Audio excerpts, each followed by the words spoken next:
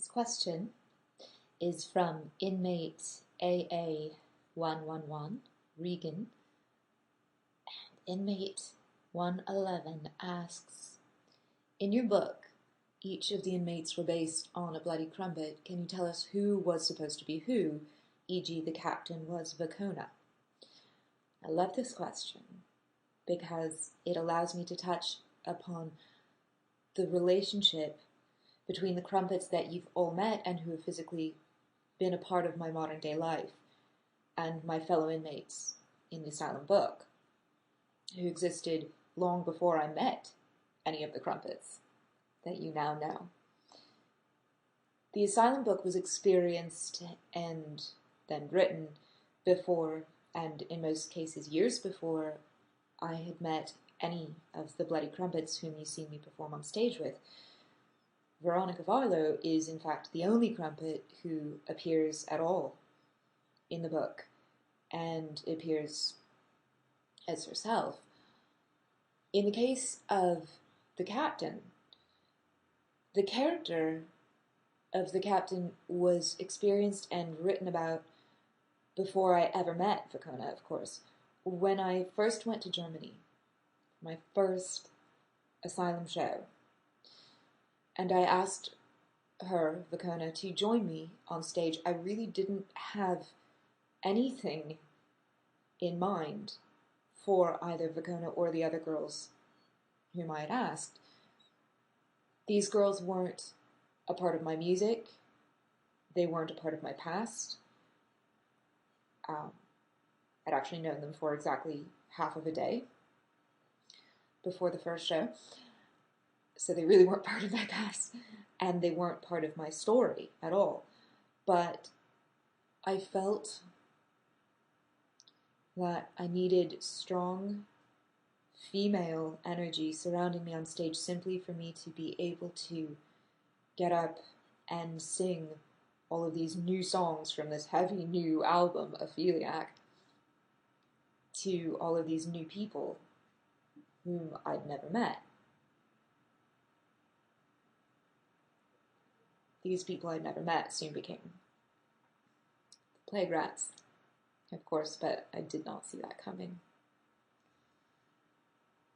I mean, my first Asylum show was on stage at a huge festival in Germany for thousands of people, and I didn't have a band, because I don't have a band.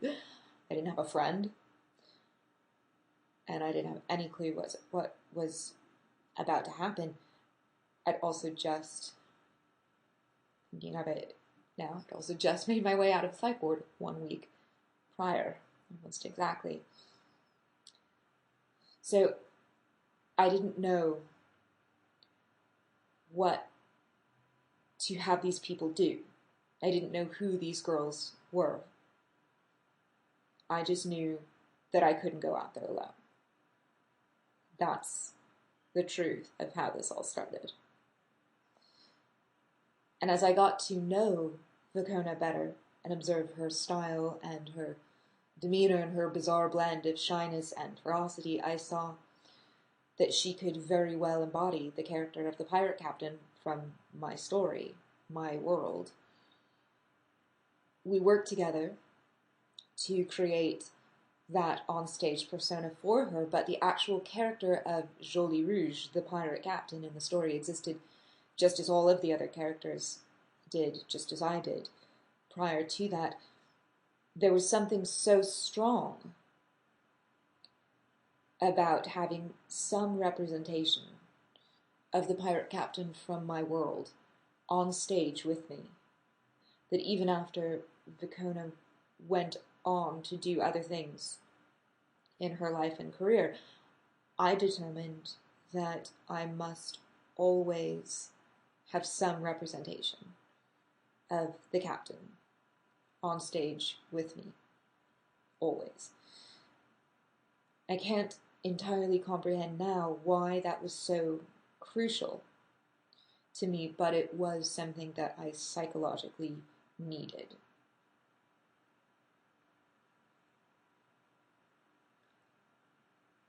I required that representation of my friend in this other realm, on stage with me in this realm, so many realms, in some form.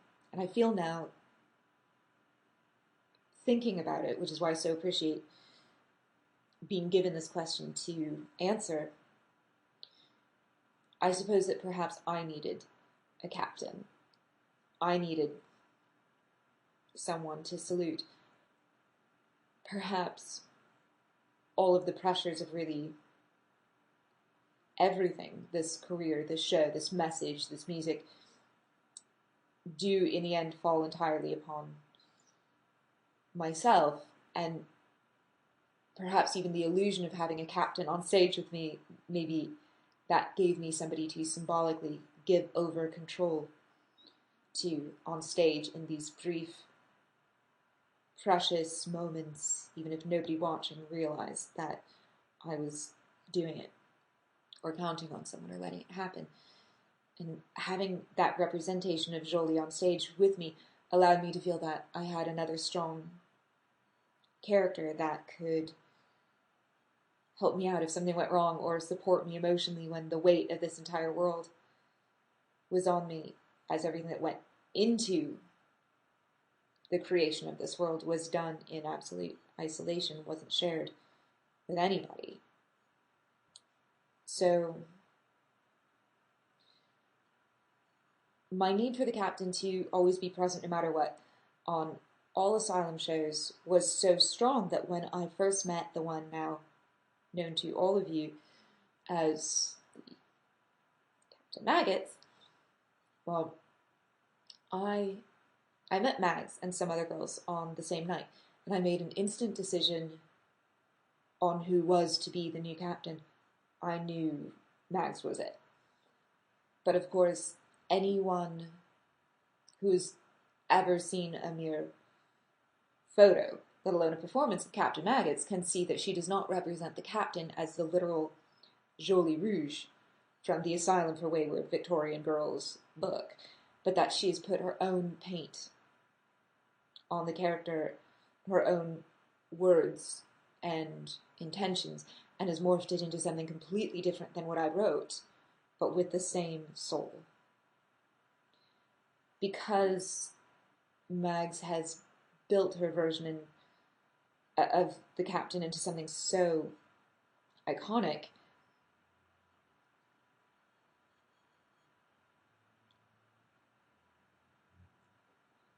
she changed everything for me. And that a couple of years into our performing together, I realized that I could never have another captain.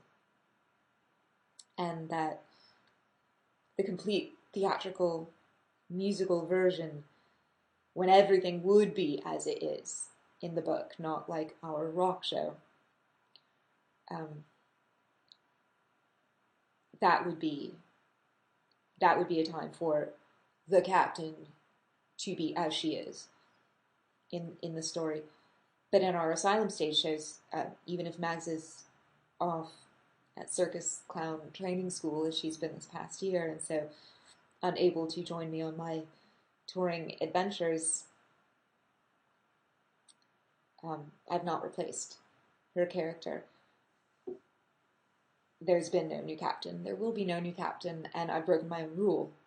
And that simply shows the power of somebody who can change what you wrote and give of themselves with such integrity that you can't imagine anybody ever holding a sword but her again. Now, Veronica is unique, as, again, she's the only Crumpet who does appear in the book, and that really owes to the fact that Vivi and I have been connected in past lives and on alternate planes of reality for hundreds, if not thousands of years, and this is something that we both know, have always known, and truly, truly believe. And so for Beavers to be in the book as herself, as I am in the book as myself, both versions of myself, was a fitting ode to the lasting friendship that we've had since before we met on this earthly plane. And no other Bloody Crumpets were harmed in the making of the Asylum book. All others I've worked with have no connection to the girls in the original story, but through them, new stories have been created. And I've learned something from every single performer I've shared a stage with, whether it was for one show or 100. My lesson is that it doesn't matter who is present on the printed page. It matters that the story lives on, and it's never too late to be a part of the story. I can tell you now that there will be hundreds and hundreds of people through whom this asylum world will live and be regenerated and rejuvenated throughout all of the years to come, throughout my lifetime on this plane of existence, and after I'm gone. There will still be people who will embody these roles and will add their characters to this world. You are the proof of that. You're in the story now.